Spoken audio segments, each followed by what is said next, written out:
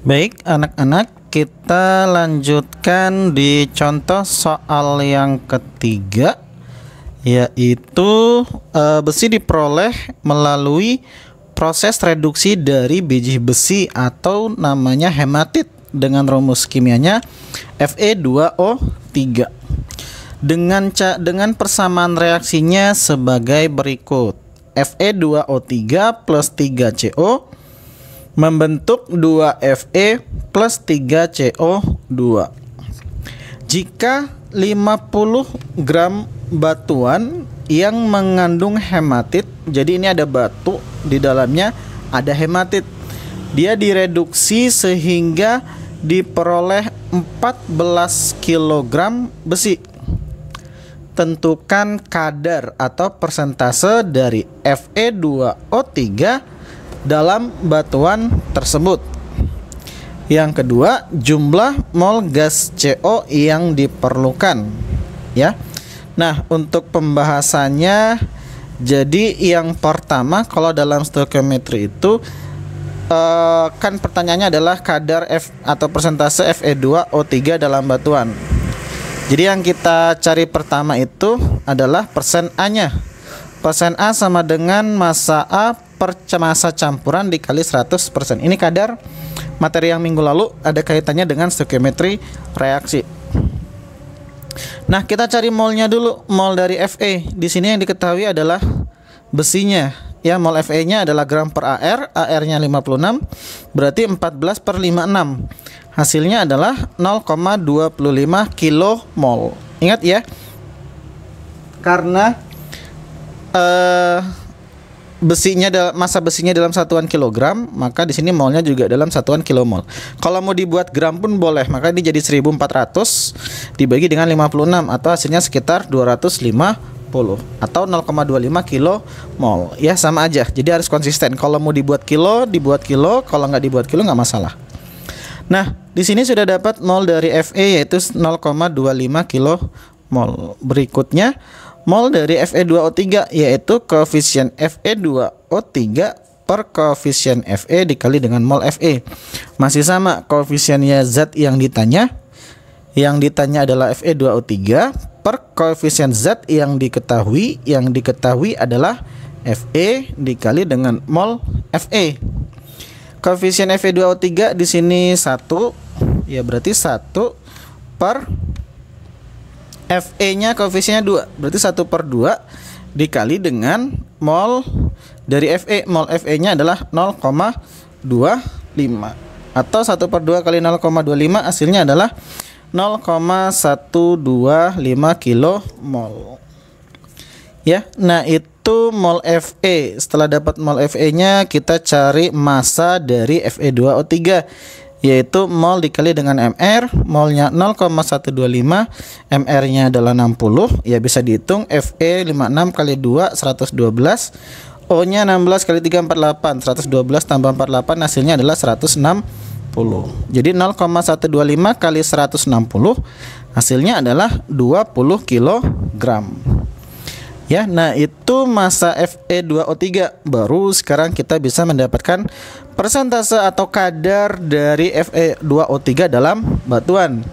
Massa Fe2O3-nya itu yang terkandung adalah 20, berarti kadarnya sekitar 20 per 50 dikali dengan 100%. Atau kadar hematit dalam batuan tersebut adalah 40%. Jadi dalam 50 kg batu tersebut kandungan hematitnya sebesar 40%, dan ternyata besi yang dihasilkan adalah 14 kg. Oke. Nah, itu kadarnya. Kemudian pertanyaan yang B adalah jumlah mol gas CO yang diperlukan. Ya, jadi kalau mau nyari mol gas yang bereaksi tetap masih sama, gunakan perbandingan mol. Yaitu mol CO sama dengan koefisien CO per koefisien Fe dikali dengan mol Fe. Koefisien CO-nya di sini ada 3. Berarti 3 per 2 dikali dengan 0,25. Sorry, ini ketimpah. Jadi 3 per 2 dikali 0,25. Hasilnya adalah 0,3 kilo mol. Ya, nah itu sorry bukan 3/2. Ya benar-benar 3/2 dikali dengan 0,25.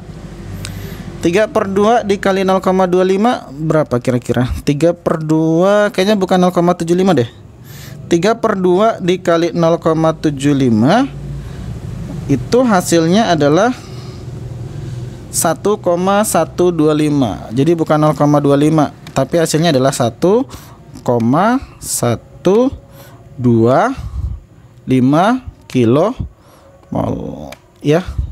Jadi mol CO yang diperlukan adalah 1,125 dengan cara 3, ini koefisien CO-nya 3/2 dikali dengan 0 Fe-nya 0,25 kali 0,25 atau hasilnya adalah 1,125. Oke, itu tadi terkait stokiometri reaksi kimia. Berikutnya kita akan masuk ke materi baru, yaitu pereaksi pembatas. Nah, apa pereaksi pembatas? Bapak ambil contoh. Pernahkah kalian melakukan kegiatan berikut? Yang pertama, ini ada kompor, ya artinya lagi masak. Ini pun juga lagi masak. Nah, kompor yang digunakan adalah kompor gas. Jadi di sini ada reaksi yang terjadi, yaitu antara gas yang ada di dalam tabung itu dia dibakar dengan oksigen, ya, membentuk CO2 dan H2O. Jadi ini reaksi kimia yang terjadi adalah pembakaran gas yang ada di dalam tabung. Nah, kalau kompor gasnya ini kita gunakan secara terus-menerus, maka lama-kelamaan gasnya tersebut akan habis. Ya, kalau gasnya akan habis, berarti sudah tidak ada lagi gas yang tersisa. Tapi oksigennya masih ada. Kenapa? Karena oksigen yang digunakan adalah oksigen yang ada di permukaan bumi. Ya, berbeda dengan percobaan yang kedua. Contoh. Nah, ini ada gambar lilin yang sedang dibakar. Ya, ini pun sama-sama reaksi pembakaran. Jadi kalau reaksi pembakaran selalu melibatkan gas oksigen. Bedanya, sekarang coba kalian perhatikan di video berikut ini. Oke, coba perhatikan videonya. Nah, jadi ini video yang berkaitan dengan pembakaran lilin. Ini lilinnya sedang terbakar. Jadi di sini ada reaksi antara lilin dengan oksigen. Oke. Nah, setelah ditutup, apa yang terjadi?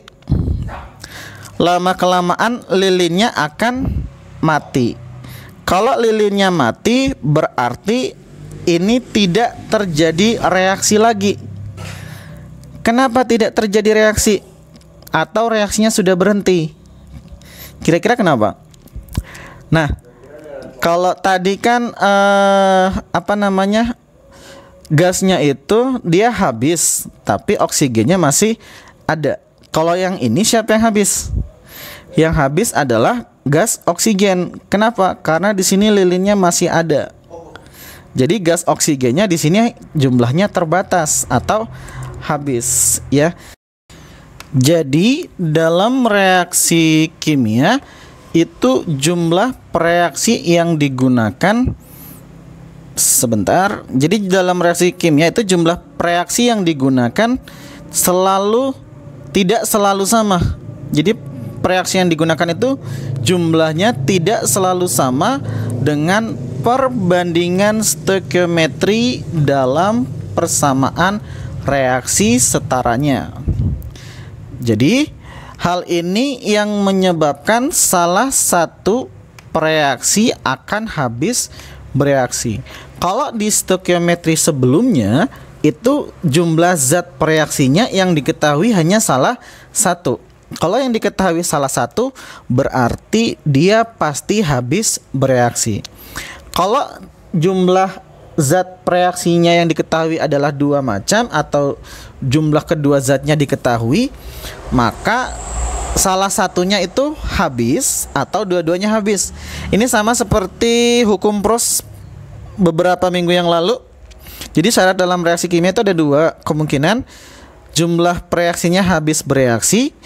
Kalau jumlah reaksinya dua-duanya habis bereaksi, maka perbandingan jumlah molnya sama dengan perbandingan koefisien. Tapi kalau seandainya jumlah molnya nggak habis atau hanya salah satu yang habis, maka perbandingannya otomatis tidak sama. Ya, jadi reaksi yang habis bereaksi terlebih dahulu ini akan menghentikan atau membatasi reaksi tersebut. Reaksi inilah yang disebut sebagai reaksi pembatas, ya. Jadi reaksi yang habis duluan itu disebut sebagai reaksi pembatas. Nah, reaksi pembatas ini menentukan jumlah produk yang dihasilkan. Nah, sekarang coba perhatikan contoh berikut.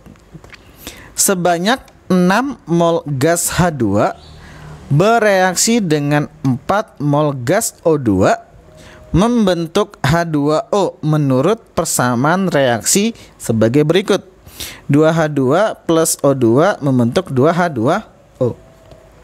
Ini kan kalau kita lihat perbandingan koefisiennya 2 banding 1 banding 2. Tapi gas yang tersedia H2-nya 6 mol, O2-nya 4 mol. Kalau kita bandingkan 6 banding 4, 2 banding 3 banding 2. Dia tidak sama dengan jumlah dari H2. Dia tidak setara dengan perbandingan koefisien dalam persamaan reaksi setaranya. Maka salah satunya harus habis. Nah, di sini kita buat keadaan mula-mula. Oke, pertanyaannya dulu, tentukan jumlah mol H2O yang terbentuk. Ya. Jadi pembahasannya yang jelas kita buat persamaan reaksi secara setara. Kalau sudah setara, kita buat keadaan mula-mula, kemudian ada keadaan bereaksi, ada keadaan sisa. Keadaan mula-mula berarti ya hanya reaktannya saja, artinya belum direaksikan. Maka di sini produknya belum ada. Nah, mula-mulanya H2-nya ada 6 mol. Kemudian O2-nya di situ ada 4 mol. Nah, kira-kira siapa yang habis duluan? Jadi kita pakai permisalan, kalau seandainya yang habis adalah O2, ini yang habis, maka kalau di sini habis, yang bereaksi O2-nya ada 4 mol. Ingat, dalam reaksi kimia itu jumlah reaktannya berkurang, produknya bertambah. Makanya di sini tandanya negatif 4 mol. Ya, berarti 4 dikurang 4 dia habis. Kalau di sini yang bereaksi adalah 4, maka di sini yang bereaksi pakai perbandingan. Ya, masih sama. Koefisien yang ditanya H2, koefisiennya 2.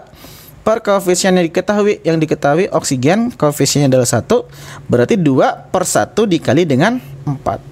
Hasilnya adalah 8 mol.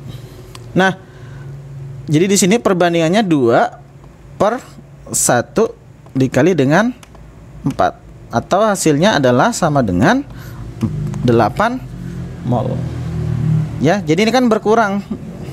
Jadi dalam reaktan itu jumlahnya berkurang. Nah, sekarang kita cross check. Kira-kira reaksi ini terjadi atau enggak? Ya. Nah, mula-mula kita ada 6 mol, tapi massa yang bereaksi ada 8. Ini reaksinya tidak mungkin terjadi. Kenapa? Karena jumlah reaktannya lebih sedikit dibandingkan dengan yang bereaksi. Ibarat kata kita mau buat misalkan bakwan, kita mau buat, pengennya kita buatnya 6. Ya, tapi kita cuman menyediakan 6 porsi. Kita menyediakan hanya bahannya 3 porsi. Kira-kira bakalan kebuat nggak? Ya, otomatis nggak akan kebuat. Ya, jadi reaksi ini tidak akan terjadi. Nah, kita buat permisalan yang kedua, yaitu 2H2 plus O2 membentuk 2H2O. Masih sama, ada keadaan mula-mula, ada keadaan bereaksi, dan ada keadaan sisa. Mula-mulanya H2-nya di situ 6 mol, masih sama, O2-nya 6 mol. Nah, kita anggap tadi kan di sini O2 yang habis, jadi kita di sini sekarang kita anggap yang habis adalah H2. Jadi kalau H2-nya habis, maka di sini yang bereaksi adalah 6 mol. Nah, kalau di sini yang bereaksi 6 mol, maka di sini yang bereaksi sesuai dengan perbandingan koefisien 1/2. Jadi koefisien oksigen 1/2 dikali dengan 6. Hasilnya sama dengan sama dengan 3 mol. Ya, jadi di sini yang berkurang, ini kayaknya kurang rapih nulisnya. Sebentar Bapak, pause dulu. Jadi di sini kita cari perbandingannya, 3 molnya dapat dari mana? Dari perbandingan koefisien. Ya, jadi perbandingan koefisiennya 1/2, 1/2 dikali dengan 6 kali dengan 6, atau hasilnya sama dengan 3 mol. Ya, kemudian H2O yang terbentuk masih sama, pakai perbandingan. Di sini koefisiennya 2, berarti 2 per, di sini juga koefisiennya 2, berarti 2/2. 2/2 dikali dengan 6, atau hasilnya sama dengan 6 mol. Ya. Jadi ini reaksinya terjadi nggak? Ya, otomatis terjadi. Karena di sini kan habis. Di sini yang berkurang 3, berarti masih ada sisa. Sisanya adalah 1 mol. Di sini yang terbentuk ada 6 mol. Ya, jadi ini ada sama dengannya biar nggak bingung. Jadi H2O yang terbentuk 6 mol, O2 yang tersisa adalah 1 mol. Ya, nah itu untuk reaksi pembatasnya. Jadi sorry, ada motor lewat. Jadi untuk menentukan zat yang menjadi reaksi pembatas itu dapat dilakukan dengan cara membagi jumlah mol masing-masing. Ya, jadi mol masing-masing dibagi, masing-masing reaksinya dibagi dengan koefisien. Jadi mol masing-masing reaksi ini dibagi dengan koefisien. Nah, zat yang memiliki hasil pembaginya paling kecil itu akan menjadi reaksi pembatas. Jadi kan ini 6 mol dibagi dengan 2, hasilnya adalah 3. 4 mol dibagi dengan 1, hasilnya adalah 4. Siapa yang nilainya lebih kecil? Yang nilainya lebih kecil adalah H2, atau yang nilainya 3. Berarti H2 inilah sebagai reaksi pembatas. Oke, kita akan lihat contohnya. Contoh yang pertama, produksi amoniak dari gas nitrogen dan gas hidrogen di industri dilakukan menurut persamaan reaksi berikut. N2 plus 3H2 membentuk 2NH3. Jika di awal reaksi terdapat 0,5 mol N2 dan 2,5 mol H2, tentukan yang A, zat yang menjadi reaksi pembatas, yang B, jumlah mol amoniak yang terbentuk, yang C, jumlah mol reaksi yang berlebih atau reaksi sisanya. Nah, dalam Stokio itu kan syaratnya kita tulis dulu persamaan reaksi setara. Ini sudah setara, jadi kita tulis ulang. N2 plus 3H2 membentuk 2NH3. Nah, kita buat keadaan mula-mula, kemudian ada keadaan bereaksi, dan ada keadaan sisa. Di keadaan mula-mula N2-nya itu 0,5 mol dan H2-nya 2,5 mol. Nah, kira-kira siapa yang jadi reaksi pembatas? Tinggal kita bagi dengan koefisien. 0,5 bagi 1, 0,5, 2,5 bagi 3, sekitar 0,8. Berarti yang paling kecil adalah N2. Maka N2 inilah yang akan menjadi reaksi pembatas. Kalau dia jadi reaksi pembatas, maka di sini dia habis bereaksi. Kalau dia habis bereaksi, maka yang bereaksi adalah 0,5 mol. Di sini berkurang 0,5. Nah, di sini berapa? Pakai perbandingan 3/1 dikali 0,5. Hasilnya adalah 1,5 mol. Ya, jadi 3/1 kali 0,5, hasilnya adalah 1,5 mol. Ini ingat berkurang. Ya, berarti NH3 yang terbentuk adalah 2/1 dikali dengan 0,5, atau hasilnya adalah 1 mol. Maka di sini nanti di keadaan sisanya H2-nya sisa 1 mol, NH3-nya ketinggalan. NH3-nya di sini sisa 1 mol. Ya. Nah, itu untuk sisanya. Jadi zat yang menjadi reaksi pembatas adalah N2. Kemudian jumlah mol amoniak yang terbentuk amoniaknya ini NH3 adalah sebanyak 1 mol. Dan siapa yang berlebih? Yang berlebih atau yang sisa adalah ini. Yang sisa adalah H2. Jadi jumlah mol H2 adalah sekitar 1 mol gas H2. Ya. Nah, itu untuk contoh yang pertama. Contoh yang kedua, sebanyak 1,905 gram tembaga dia dilarutkan ke dalam 100 ml larutan asam nitrat. Asam nitrat itu HNO3 sebanyak 6 molar. Jika reaksi pelarutan tembaga tersebut adalah 3Cu plus 8HNO3 membentuk 3CuNO3 2 kali plus 2NO plus 4H2O. Pertanyaannya adalah air CU-nya 63,5, RH1, RN14, ARO 16. Jadi pertanyaannya yang pertama, tentukan zat yang menjadi pereaksi pembatas. Yang kedua, massa zat yang tidak ikut bereaksi atau massa zat yang berlebih. Yang ketiga, massa CuNO3 2 kali yang terbentuk. Yang D, volume gas STP yang terbentuk. Jadi dalam cek reaksi kimia itu pertanyaannya bisa banyak ya, tapi kata kuncinya adalah mol. Ya, jadi kita cari mol zat-zat yang bereaksi. Nah, pembahasannya masih sama. Kita buat dulu persamaan reaksi setaranya. Oke, ini persamaan reaksi setaranya 3Cu plus 8HNO3 membentuk 3CuNO3 2 kali plus 2NO plus 4H2O. Di sini yang diketahui adalah massa dari tembaga.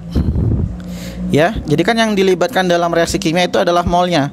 Jadi gram ini kita ubah ke dalam mol, yaitu rumusnya adalah, oke, kita buat mula-mula bereaksi sisa. Molnya adalah gram per mr. Gramnya 1,905, mr-nya itu 63,5. Ya, jadi mol dari Cu adalah 1,905 per 63,5. Kemudian HNO3 ini yang diketahui adalah volumenya sebanyak 100 ml dan asam nitratnya 6 molar. Cara nyari molnya yaitu, ya ini hasilnya adalah 0,03.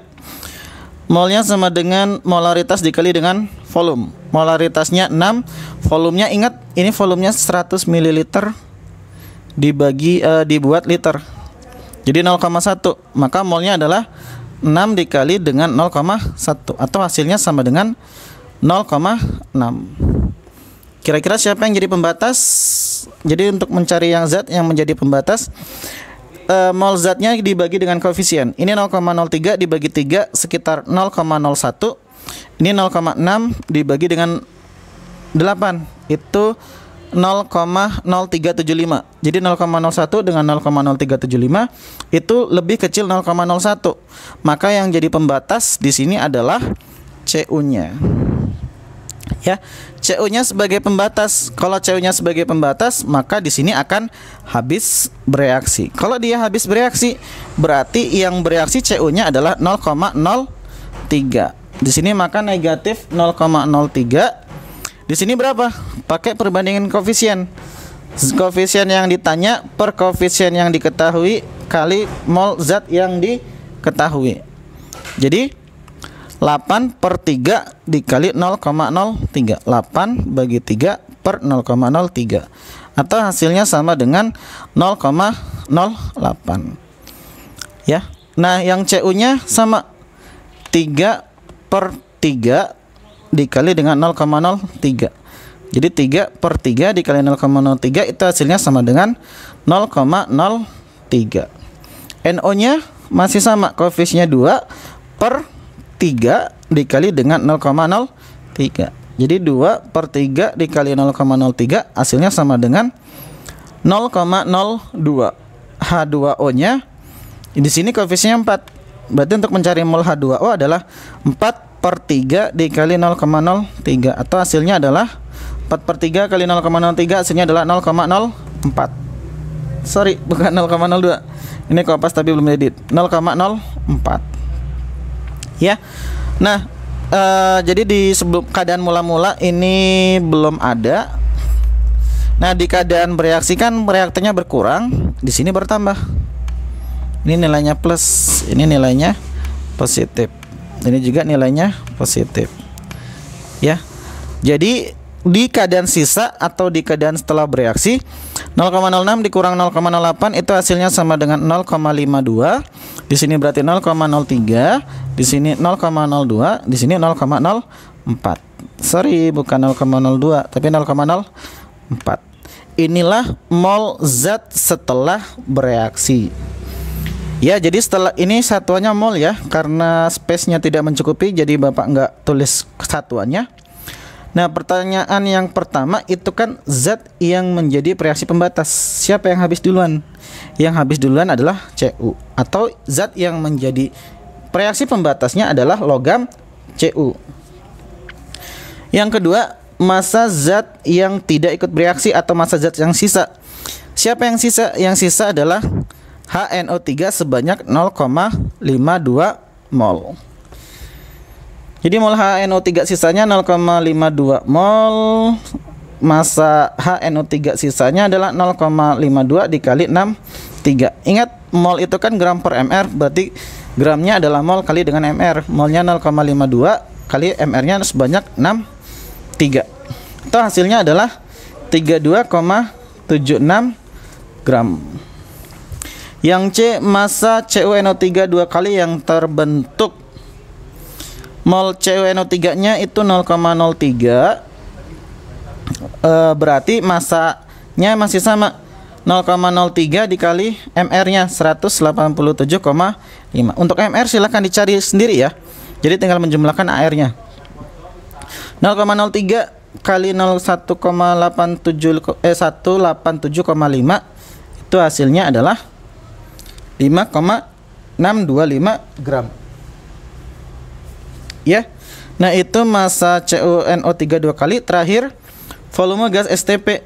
Siapa di sini yang wujudnya gas? Yaitu NO-nya atau nitrogen monoksida. Jadi yang kita cari adalah volume nitrogen monoksida dalam keadaan STP. Jadi volume STP-nya NO yang terbentuk molnya itu 0,02.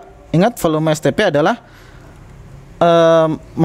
volume STP itu mol kali 22,4. Jadi volume STP-nya yang terbentuk adalah 0,02 kali 22,4 liter, atau hasilnya sekitar 4,48 liter. Oke. Nah, itu tadi contoh soal yang kedua terkait reaksi pembatas. Nah, kita masuk materi yang terakhir, yaitu senyawa hidrat.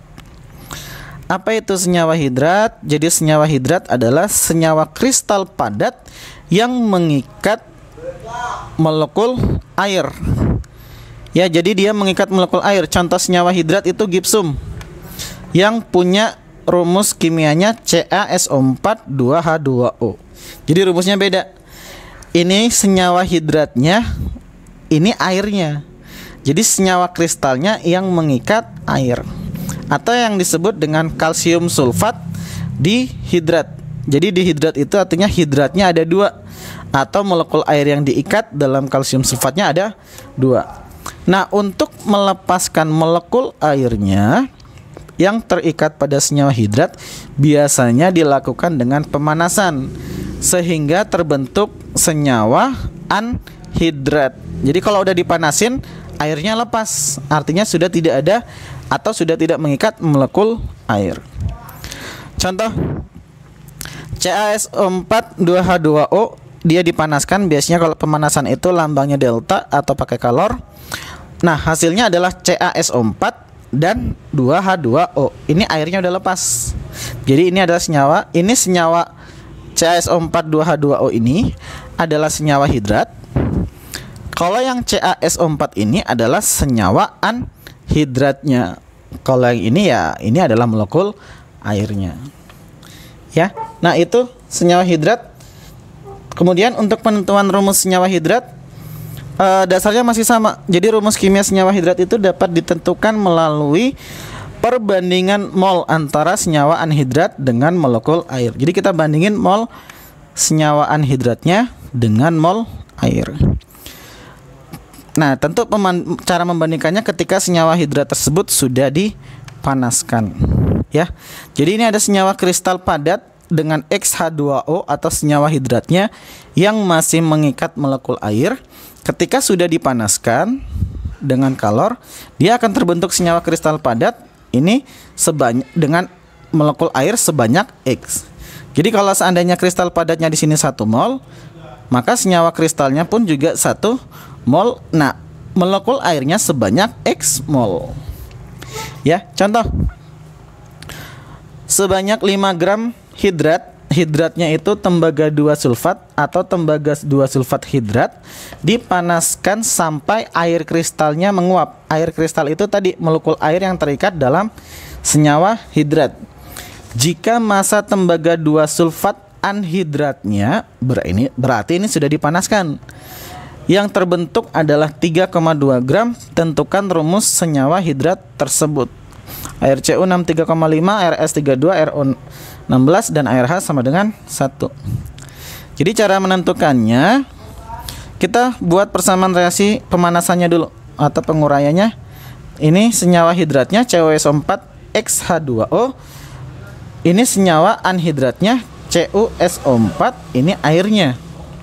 Ya, ini ada 5 gram tadi sebelum dipanasin. Setelah dipanasin anhidratnya itu 3,2 gram. Otomatis di sini hasilnya adalah sekitar 1,8 gram. Ya, ini ada kaitannya juga dengan hukum kekekalan massa. Jadi cara menentukannya tinggal membandingkan mol CuSO4 dengan mol H2O. Ya, mol itu rumusnya gram per mr. Jadi mol CuSO4 gramnya adalah 3,2, mr-nya itu berarti 3,2 per 159,5. Ini mr dari CuSO4. H2O-nya ini masanya 1,8. Ya, 1,8 dibagi dengan mr-nya itu 18. Ya, jadi 1,8 bagi 18. 3,2 bagi 159,5 itu 0,02. Kemudian 1,8 banding 18 itu 0,01. Ya, ini masih perbandingan, nilainya masih desimal. Kita bulatkan dengan cara membagi yang nilainya paling kecil. Jadi sama-sama dibagi 0,02. Ini dibagi 0,02 hasilnya adalah 1. Kemudian di sini dibagi 0,02 hasilnya adalah 5. Jadi perbandingan molnya adalah 1:5. Nah, dengan demikian rumus senyawa hidrat tersebut adalah CuSO4-nya 1, H2O-nya ada 5. Jadi rumus kimia senyawa hidratnya adalah CuSO4 5H2O. Oke, akhirnya selesai juga materi stoikiometri kita di KD 3.10 di semester 2 ini. Terima kasih untuk kalian semua yang sudah mengikuti pembelajaran secara daring, yang sudah berpartisipasi, kemudian sudah mengerjakan tugasnya. Ya, meskipun ada beberapa siswa yang terlambat dalam pengumpulan tugasnya, ya Bapak harap maklum juga.